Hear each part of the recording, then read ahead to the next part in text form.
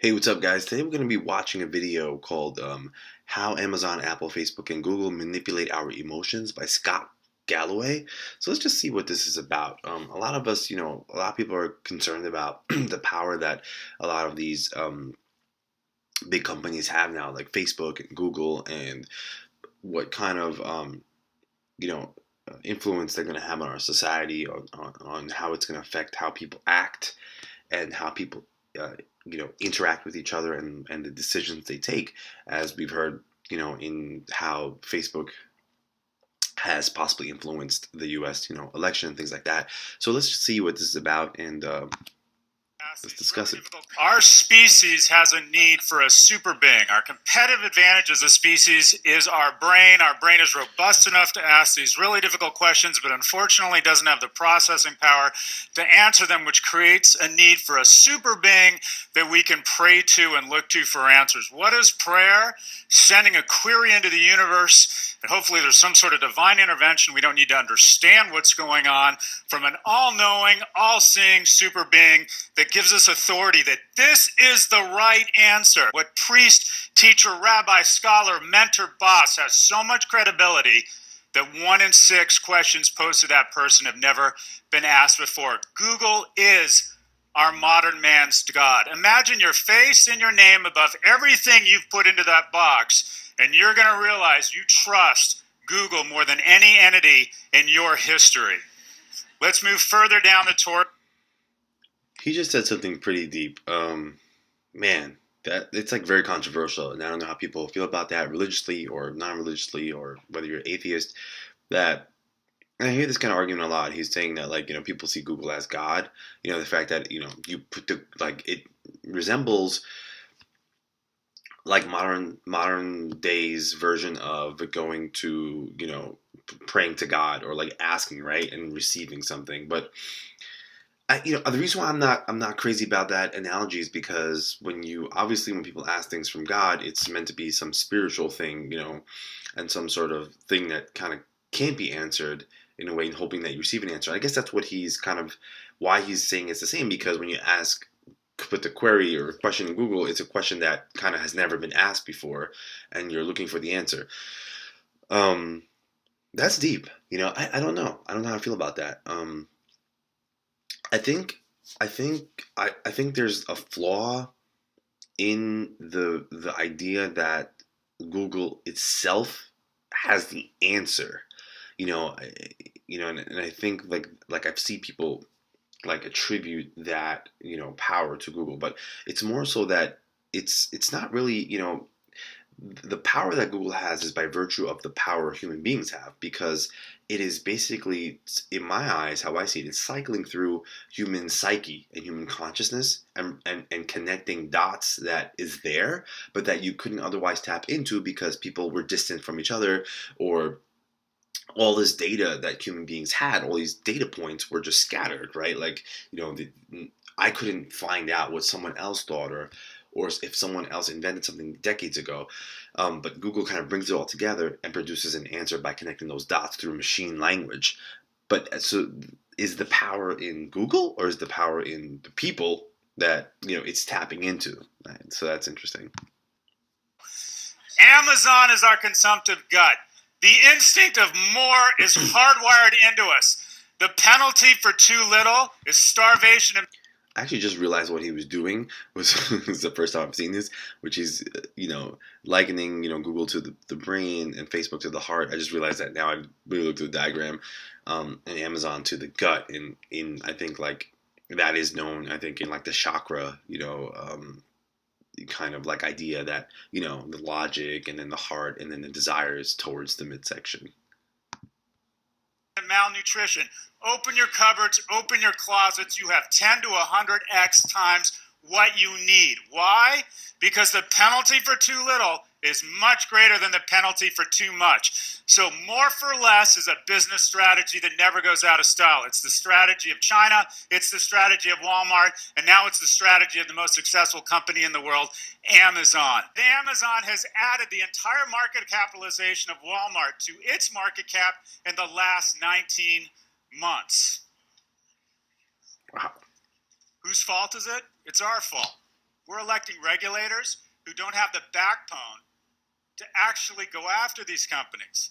Facebook lies to EU regulators and say it would be impossible for us to share the data between our core platform and our proposed acquisition of WhatsApp. Approve the merger. They approve the merger, and then, spoiler alert, they figure it out. And the EU says, I feel lied to. We're finding you $120 billion, about 0.6% of the acquisition price of $19 billion.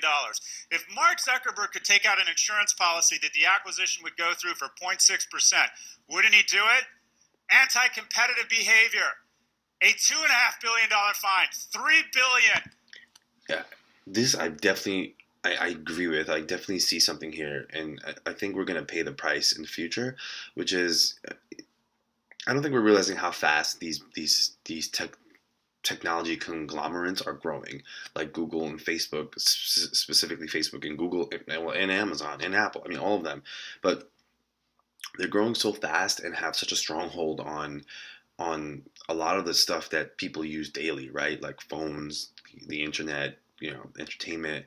There's such a stronghold, and they do these things, and like they're kind of never not held accountable. Like you can imagine back in the days, businesses when companies had too much control or tried to monopolize on a market, the government can kind of step in and kind of like set some regulations, right? That's kind of in a way the point of democracy. There's like a balance between just outright anarchy and just out or too much regulation. So but with the influence that Facebook has had on the U.S. election, to get like a president elected, it's kind of ridiculous that there are these regulations. And like he said, we are electing people that are just saying, hey, I am, they are part of that technology conglomerate, and they're getting possibly like kickback or whatever, that their benefit is to preserve their monopolizing on people and that kind of thing. So that's definitely interesting. I think we should be real careful of that. Of the cash flow, 3% of the cash on Google's balance sheet. We are telling these companies the smart thing to do, the shareholder-driven thing to do, is to lie and to cheat. We are issuing 25-cent parking tickets on a meter that costs $100 an hour. The smart thing to do is lie. Job destruction. Amazon only needs one person for two at Macy's. If they grow their business $20 billion this year, which they will, we will lose 53,000 cashiers and clerks. This is nothing unusual. This has happened all through our economy.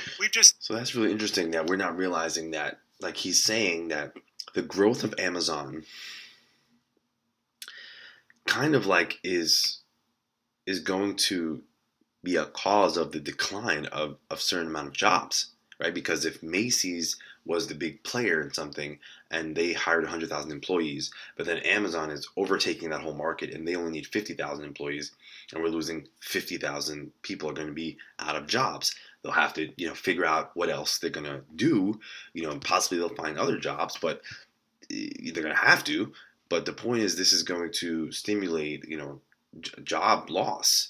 So, in one sense, it's good to the benefit of the technology, but in one sense, we're definitely going to live through disruptive times. People are going to kind of be out of work and out of money. It's never seen companies this good at it. That's one Yankee Stadium of workers. It's even worse in media. Facebook and Google grow their business $22 billion this year, which they will. We're going to lose approximately 150,000 creative directors, planners, and copywriters, or we can fill up 2.5 Yankee stadiums and say, you are out of work courtesy of Amazon. We now get the majority of our news from our social media feeds, and the majority of our news coming off of social media feeds is fake news. I am not allowed to be political. That's a huge problem. That definitely concerns me. That really, really concerns me, like big time, especially I have children.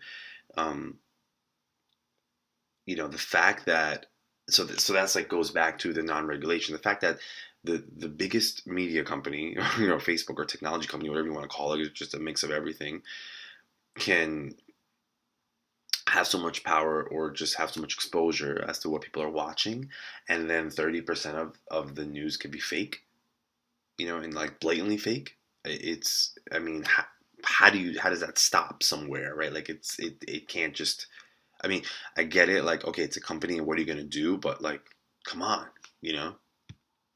Use curse words or talk about religion in class, so I can definitely not say Zuckerberg has become Putin's bitch. I definitely cannot say that. Their defense: Facebook is not a media company, it's a technology company. You create original content, you pay sports leagues to give you original content, you run advertising against it, boom, you're a media company. Just in the last few That's a days, good point. Sheryl Sandberg has repeated this lie that we are not a media company. Facebook has openly embraced the margins, the celebrity, and the influence of a media company, yet seems to be allergic to the responsibilities of a media company. Imagine McDonald's. We find 80% of their beef is fake and it's giving us encephalitis and we're making terrible decisions. And we say, McDonald's, we're pissed off. And they say, wait, we're not a fast food restaurant. We're a fast food platform. That's a really, really good point. That's a great I think analogy. That we have these rules and policies for obvious things around us, like that have been around for decades, but then these new things that are out, like we kind of like, oh, they can do whatever they want. It's like, no, they can't. Like, so like he said, like McDonald's people eat all the time. Like, what happened if you found out that 50% of it was fake, which probably is, but there'd be there'd be some regulations. Like they couldn't just go on with that. So with Facebook, with 30% of news being fake, there's got to be some regulations. But why isn't there? I don't know what's going on. What deals are being made? Now we have the 700,000 best and brightest, and these are the best and brightest from the four corners of the earth. They are literally playing with lasers relative to slingshots, relative to the squirt gun. They have the GDP of India to work at. And after studying these companies for 10 years, I know what their mission is.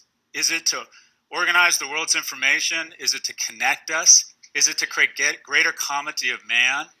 It isn't. I know why we have brought together. I know that the greatest collection of IQ, capital, and creativity, that their sole mission is to sell another fucking Nissan. My name is Scott Galloway. I teach at NYU, and I appreciate your time. So I find it interesting that that was a good ending. That the ultimate mission is to make money. I don't know what to make of that. Which to me seems very obvious that they were trying to make money. So I don't know why this was called How Amazon, Apple, Facebook, and Google Manipulate Our Emotions. But I think it's just how, the control that they're having on society and the control they're going to have on the future of society. So with that, I hope you enjoyed this video. Please like and join the channel, subscribe. I'll see you guys in the next video.